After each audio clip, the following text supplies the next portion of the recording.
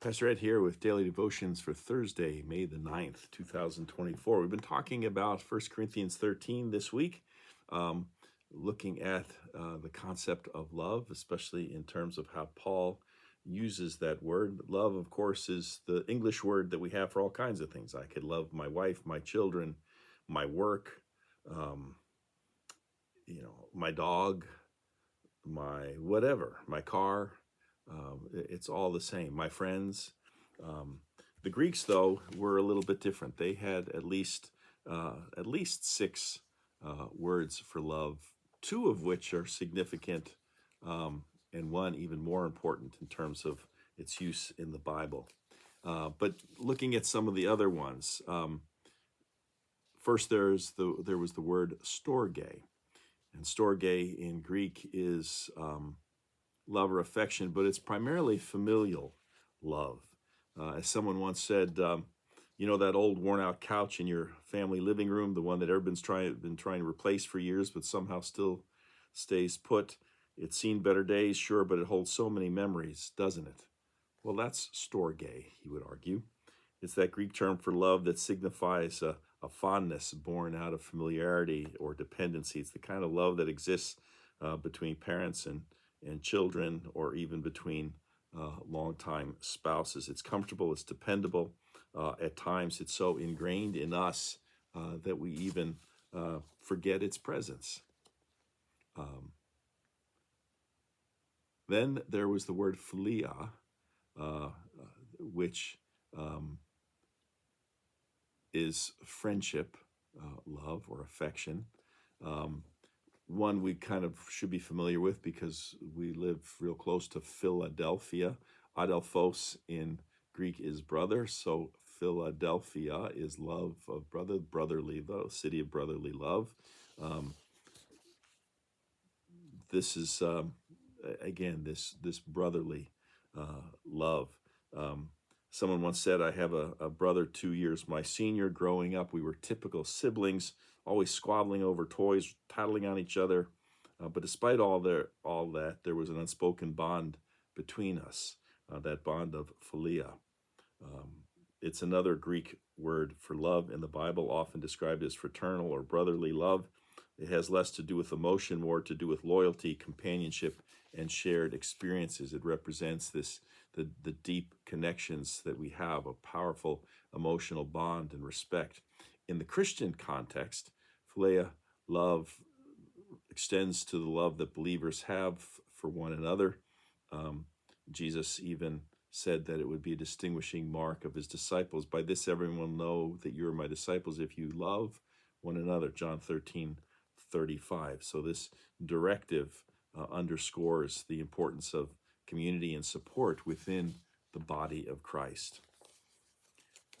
That word is in the Bible. Storge is not. Here's another Greek word for love that does not appear in the Bible, but we're all very familiar with, eros, which is where our word erotic comes from. That's the love of, it's love or desire. It's sensual or passionate or even romantic love.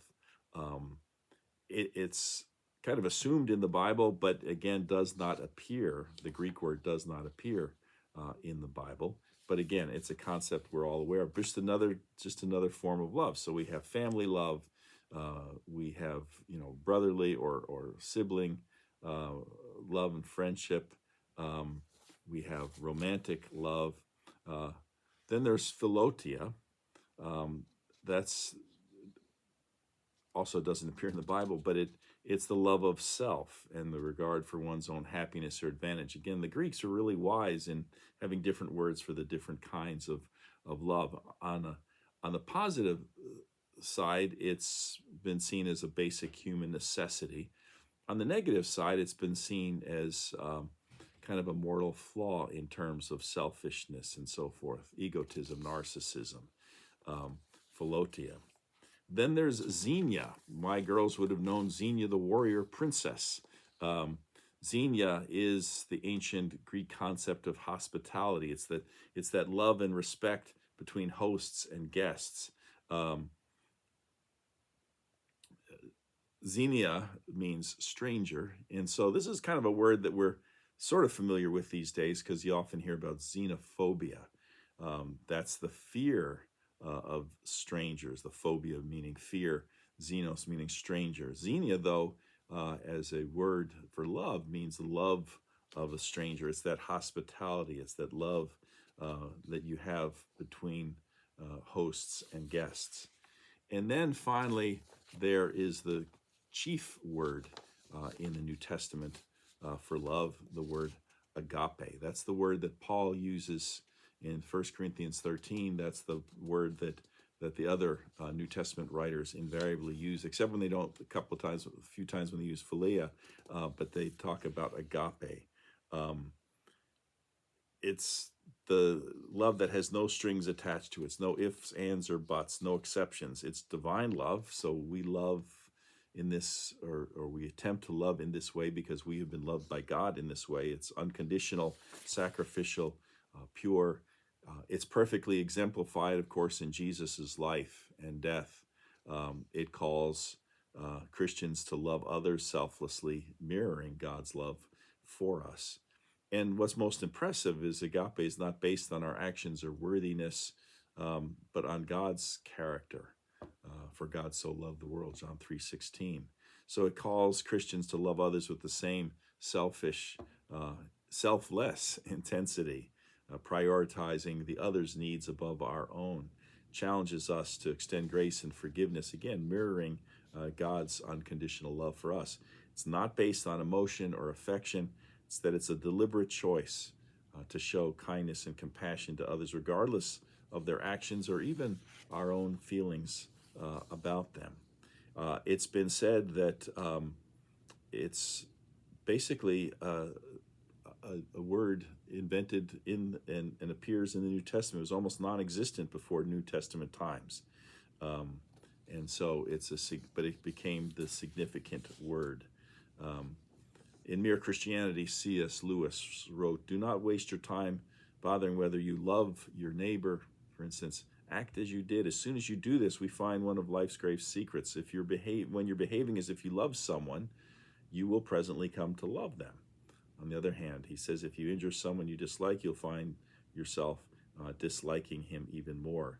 If you do him a good turn, you find yourself disliking him less. Agape love. That's the kind of love. Out of those six, that's the kind of love that Paul is talking about here. And we're going to spend the last couple of days focusing on that from 1 Corinthians 13. So have a great day today. We'll see you again tomorrow. Until then, take care. Bye.